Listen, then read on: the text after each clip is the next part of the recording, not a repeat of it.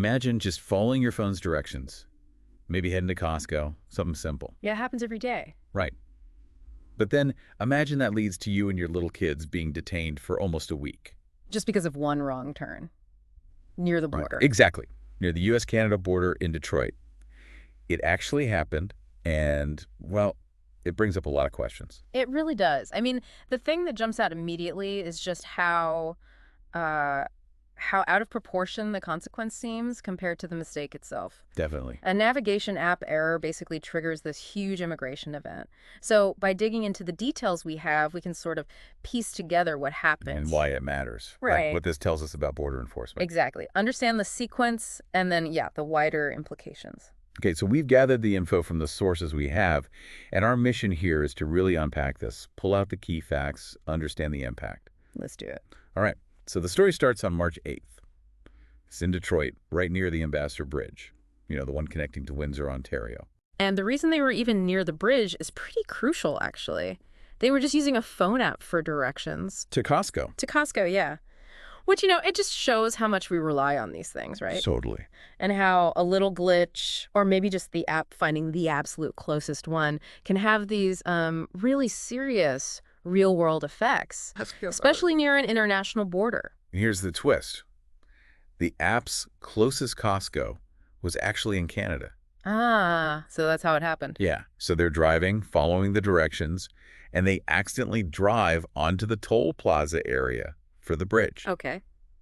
And this seems really important, they didn't actually go past the toll booths. They didn't enter Canada. Right. That's a key detail. So they hadn't officially crossed. But Customs and Border Protection, CBP, the agents there, they stopped them right on the plaza. So just being on the plaza was enough to trigger the stop. Seems like it. Wow. And the consequences were immediate. Pretty much straight away. They were questioned, fingerprinted, and the woman, she signed a form saying she'd illegally entered the U.S. Even though she was stopped before leaving. That's interesting. So a key point here is how everyday stuff, like phone apps and road infrastructure, suddenly becomes this point of intense scrutiny right at the border. Even without any intent to cross. Exactly. Even without intent. So let's talk about who was actually in the car. It was the mother. Okay. She's originally from Guatemala, been in the U.S. about 6 years, but without legal status. Right.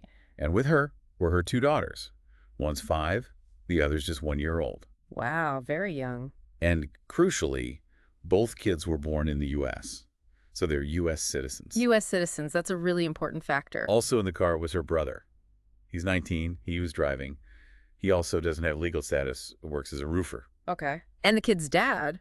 He lives in Detroit, too. The whole family lived there. Yeah. In southwest Detroit, which is apparently a largely Hispanic area, pretty close to the bridge itself. So they weren't just passing through, they had a life there. Roots in the U.S., living nearby. That definitely adds another layer to this, Makes the detention seem even more significant. And the detention itself. Yeah. It wasn't short. For the woman and her 2 little girls, it was nearly a full week. A week with a 1-year-old and a 5-year-old. Where were they held? In a building nearby. Mm-hmm. The description sounds pretty grim, actually. Small room, no windows. No window. Living on cots. And the food was mostly microwave stuff, like ramen, oatmeal.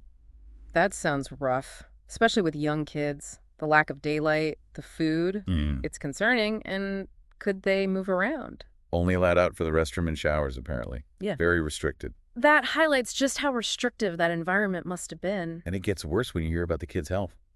By Monday night, so just a couple of days in, the baby, the 1-year-old, got a fever. Then later, the 5-year-old started coughing.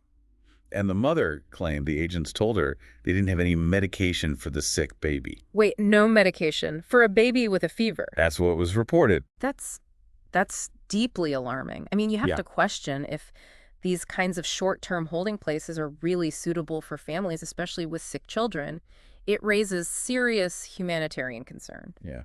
And we also heard a bit about the brother of the driver. What happened to him? He was detained, too, separately. The woman said she saw him at one point on the Tuesday, and he was in shackles. Shackles. For what seems like a wrong turn. Again, it makes you wonder about the risk assessment, the protocols they were using there. Things started to change midweek. On Wednesday night, the daughters, the 2 little girls, were released. Okay, that's something to family. Yeah, to the woman's sister-in-law. Yeah. But it wasn't over for the mother. Right. What happened to her? On Thursday, she is released from that facility, but immediately transferred to ICE. I see. Immigration and customs enforcement. So deportation proceedings. Looks like it. So even though the kids are eventually released to family, you still have this forced separation from their mother after that detention experience. That's incredibly distressing. And the transfer to ICE, yeah, that signals the start of the formal removal process. Naturally, people started speaking out after this. We heard from Ruby Robinson. She's an attorney with the Michigan Immigrant Rights Center. MIRC, yeah. They do a lot of work in this area. She called for more accountability from CBP, more transparency, and she mentioned this fear in the community. People worried about families just disappearing after simple mistakes, like a wrong turn. You can understand that fear. Robinson's point really gets at the wider community impact. If a minor mistake can lead to detention, potential deportation, that creates this climate of real uncertainty. U.S. Representative Rashida Tlaib, whose district includes that area, she echoed those concerns: accountability, transparency. Right. And she shared some numbers she apparently got from CBP. On March 21st, CBP told her office that since January, about 213 people had been detained at that same spot. 213 in just a couple months. Yeah. And get this, over 90% of those detentions were because people mistakenly drove onto that same toll plaza. 90%. Wow. That strongly suggests this isn't just a one-off incident. It points to maybe a bigger issue there. Could be signage, GPS issues, maybe CBP's approach at that specific location. Or maybe a combination. Tlaib also mentioned 12 families being held in that same building. Right. And she raised concerns about similar things happening elsewhere on the northern border and about using these short-term facilities for longer detentions. That's a critical point, using facilities meant for very short holds for longer periods, especially for families. She talked about an erosion of due process. What does that mean in this context? Basically, it's asking, were people given a fair chance? Did they get to explain themselves, challenge the detention before facing these serious consequences, like being held for days or handed over for deportation? That's the core of due process concerns here. Okay. Now, CBP had their own statement. Hilton Beckham, Assistant Commissioner for Public Affairs. What was their perspective? He basically said, look, if people violate immigration laws, they can be detained and removed. Standard procedure. Okay. He also pointed out that the woman admitted she'd entered the U.S. unlawfully back in 2018. So bringing up her past immigration history. Yes. And he added that CBP tried to find a guardian for the kids, but claimed the mother initially chose to keep them with her, and that, he suggested, made the detention longer. Okay, so that's CBP's explanation for the length of the children's detention. It focuses on the law, the procedures, and the mother's prior entry. Right. It adds context about her history, definitely. But it doesn't entirely resolve the question of whether detaining the whole family for a week, based on this specific incident, the wrong turn, was proportionate. It highlights that tension, doesn't it? Past history versus the current, apparently unintentional situation. Exactly. How much should that past history dictate the response now? That's the proportionality question. And the ACLU of Michigan also got involved, joining those calls for accountability and transparency. Their involvement really flags the civil liberties aspect, the broader concerns these border detentions raise. So, zooming out a bit. Yes, the northern border generally sees fewer encounters than the southern border. We know that. True, the scale is different. But as Representative Tlaib pointed out, these kinds of detentions, they're not totally uncommon up north. Right. It still happens. And CBP's own data backs that up to some extent. Between late January and late March, their agents encountered just over 200 undocumented people at Detroit crossings. Okay. And about half of those were detained and handed over to ICE after processing. Half. That's a significant percentage.